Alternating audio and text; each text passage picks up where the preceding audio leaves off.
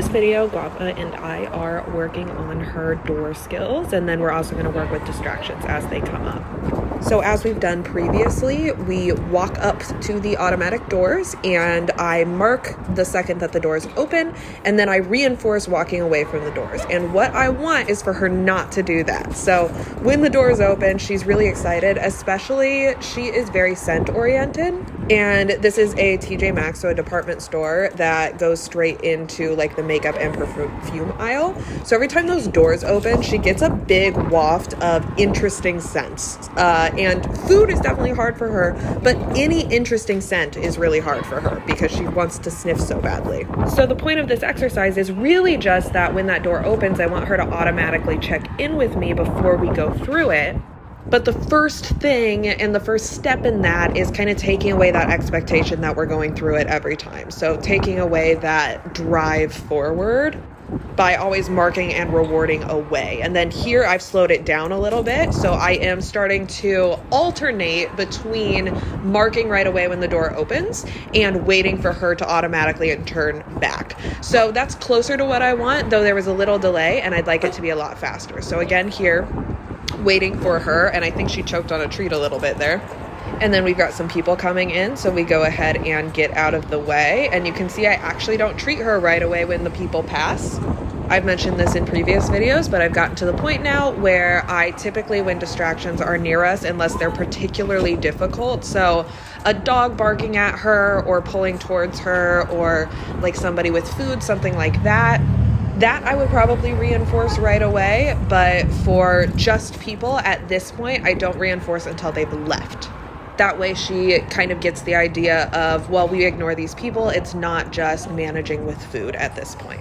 Now I see some people coming from the parking lot side, so I go ahead and see if we can't practice her down stay a little bit while people are walking by. So I put her in a down. She offers that chin rest right away. And then we have a little stress yawn here.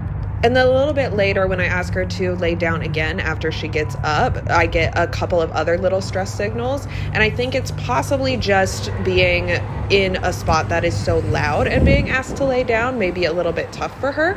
Or potentially having people pass by her from behind her might be a little bit tough for her. So that is something that I will definitely go back in and look at, because again, here we've got some lip licks there a little bit when I ask her to lay down, another little yawn, some looks back over her shoulder. So this is maybe something she needs to work on. I do, instead of insisting that she lay down initially, I have her do a hand touch, and then I go into our little exercise here, and you can see she likes that game. So I see a pretty immediate shift in her body language.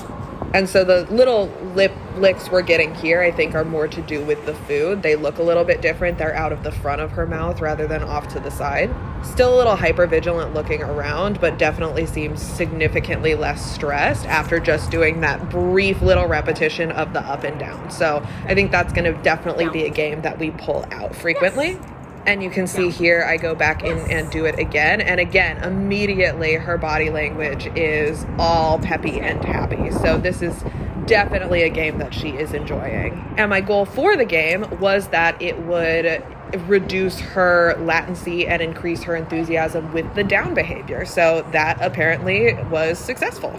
And then I do ask her to stay. And again, I think we've got a pretty good shift in body language here with this down. She seems a lot more comfortable and happy about it, though she is still looking around, a little bit of hypervigilance there. And you can see her also, when that door opens, sniffing the air. So that gust of scent coming out of those doors is very enticing for her. You see it there again. Whenever that door opens, she scents the air, which is part of it. What makes it so difficult for her not walking through the door ahead of me is that she wants to get to those smells.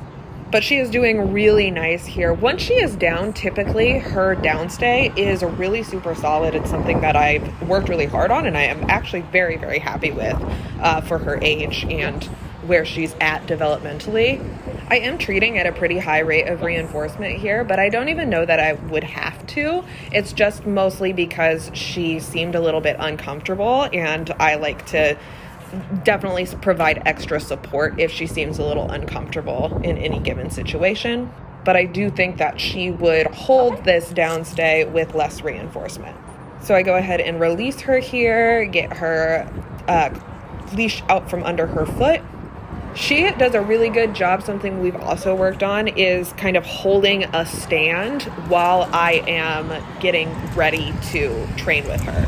And that's something she does for me when I am putting her harness on her, when I'm putting her leash on her, and something she does for me even when I am pulling her leash out from under her foot. She still holds a nice stand stay for me. And then again here, just working on that door and standing next to the door while it's open and not going towards it. Really happy with this. And I wait for eye contact before I start to actually move towards the door. And here even with a person coming out. So I do go ahead and reinforce her right away and a few treats. And that looked really super good. But I did use my marker signal pretty early because that person was coming out. And I was worried that having the two distractions happening at the same time might kind of override her already pretty solid automatic cue of looking back at me when she sees a person. And then here she goes around behind me. I just hold the leash and wait for her to turn back towards me and then reinforce when she does. And then we're going to go in and do a few more repetitions here, and I'll pause the voiceover for a bit just so that you can hear marker signals.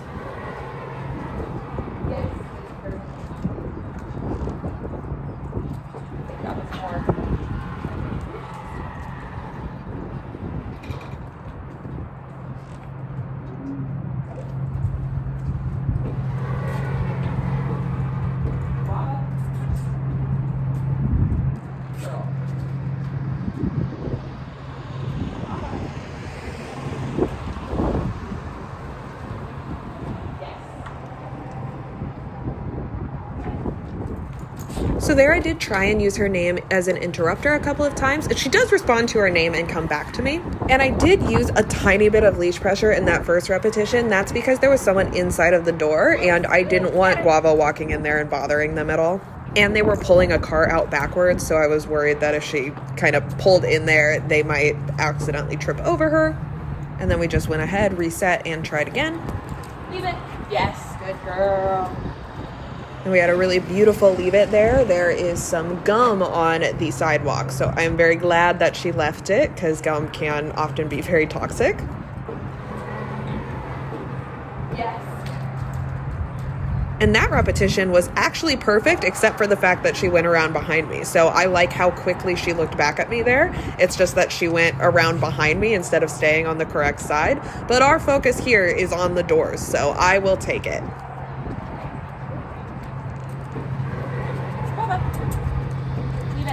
Yes, good girl.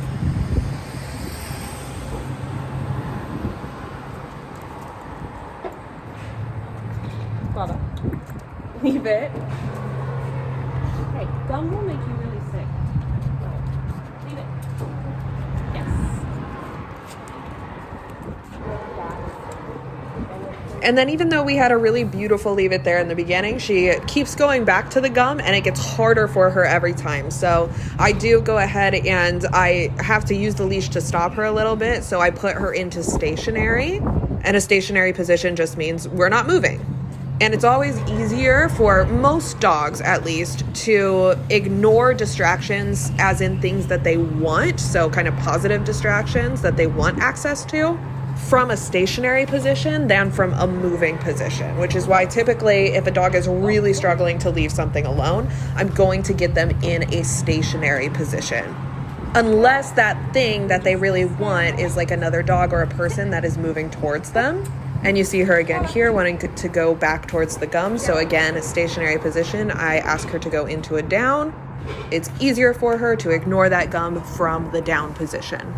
And at this point, we are over 9 minutes into this session, so that could be playing a big role on why that piece of gum had been there the entire time, and now all of a sudden it's a huge, huge distractor.